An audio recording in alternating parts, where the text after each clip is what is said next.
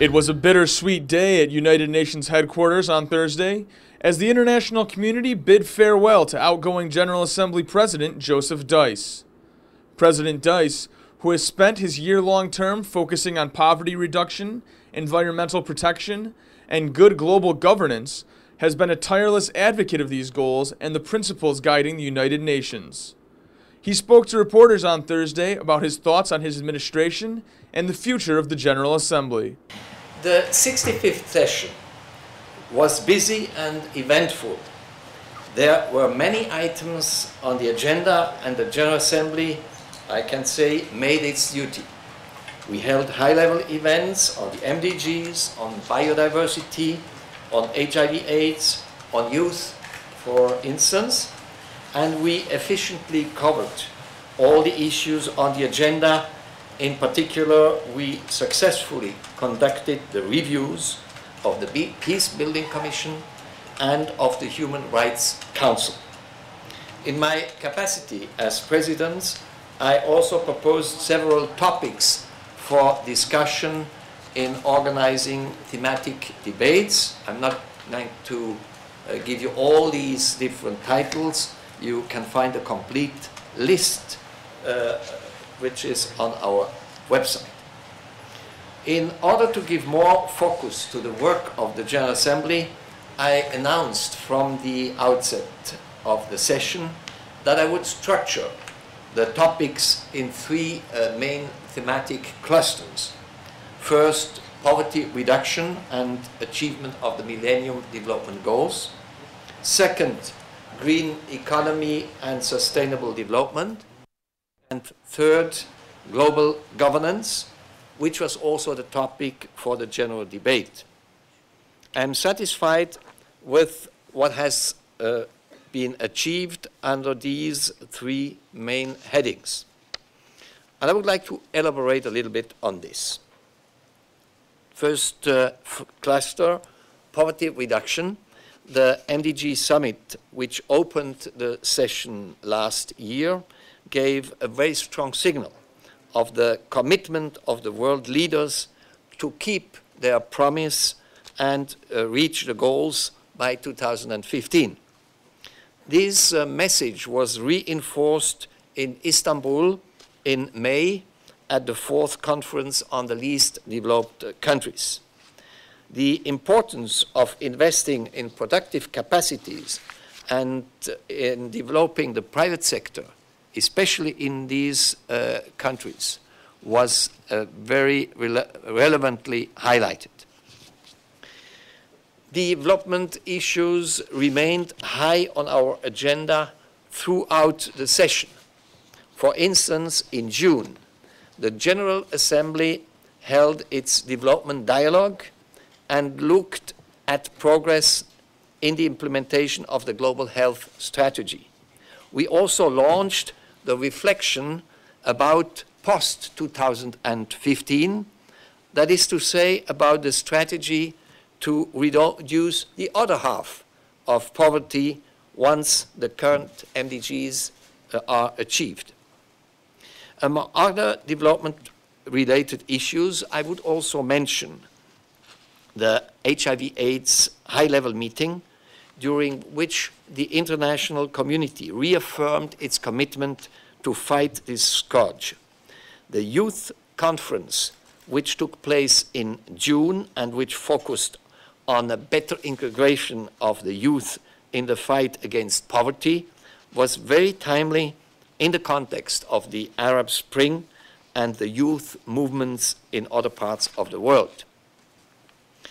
On the second cluster, green economy and sustainable development, progress has also been satisfactory. The session started with a high-level meeting on biodiversity, which contributed to the successful conclusions of the negotiations in Nagoya. We launched the International Year of Forest. We held a thematic debate on disaster risk reduction. But most of all, I am happy that, and this thanks to the informal thematic debate that we had in June, we improved the understanding of the concept of green economy and its potential for sustainable economic growth and job creation. This is, I believe, a useful contribution to the Rio Plus 2020 conference that will take place in 2012. On the third cluster, the UN and global governance, in order to bring the G20 closer to the UN, I have organized informal debates of the General Assembly, first with the Korean presidency and then with the French presidency.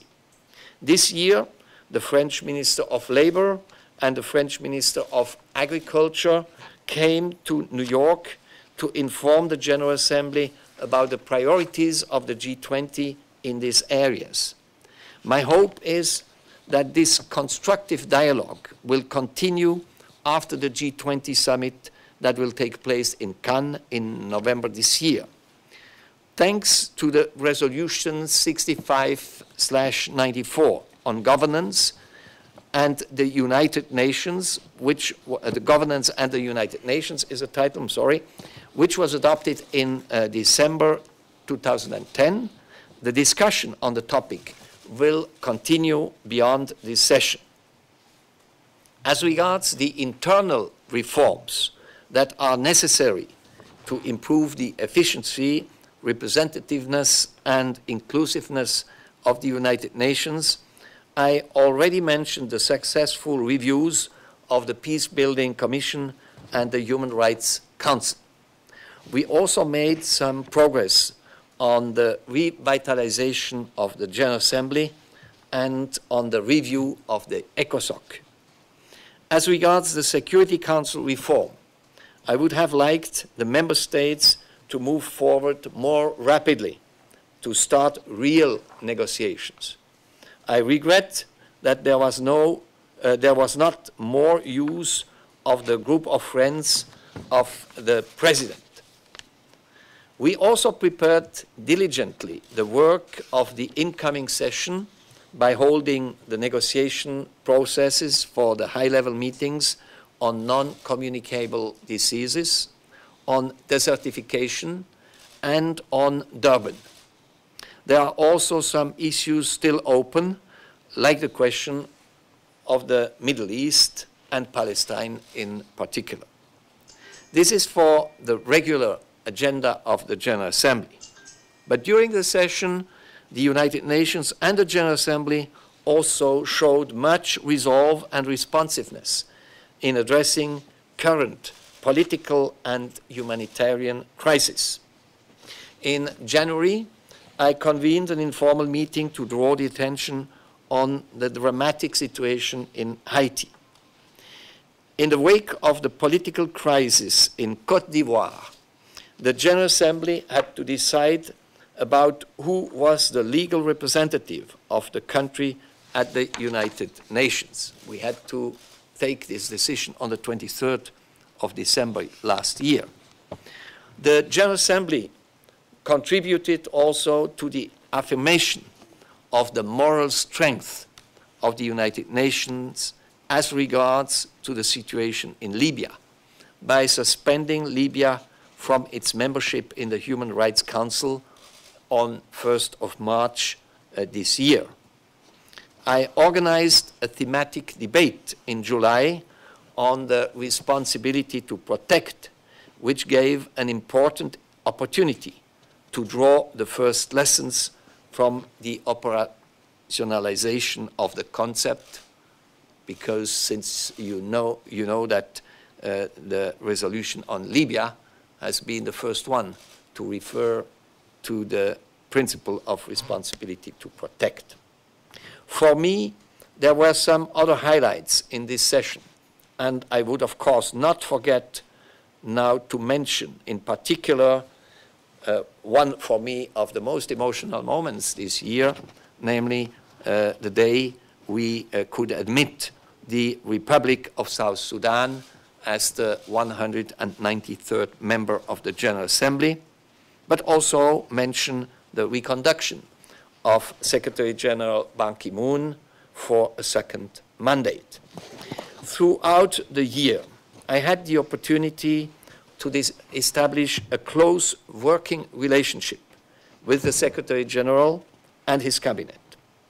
In particular, the fact that we went both together to Juba in South Sudan to celebrate the independence of this newly established country sent a very strong signal as regards the engagement of the United Nations for the peaceful conclusion of this long-standing conflict.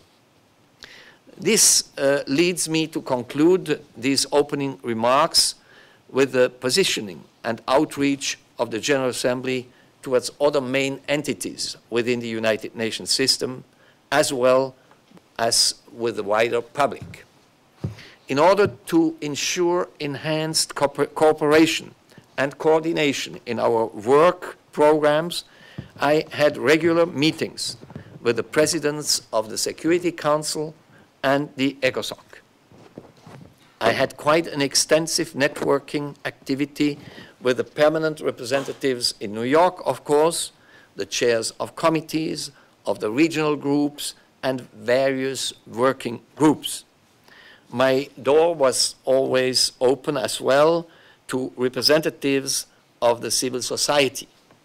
I also interacted with a great number of heads of United Nations specialized agencies and programs here in New York, as well as in Geneva and Vienna on the occasion of my official visits there.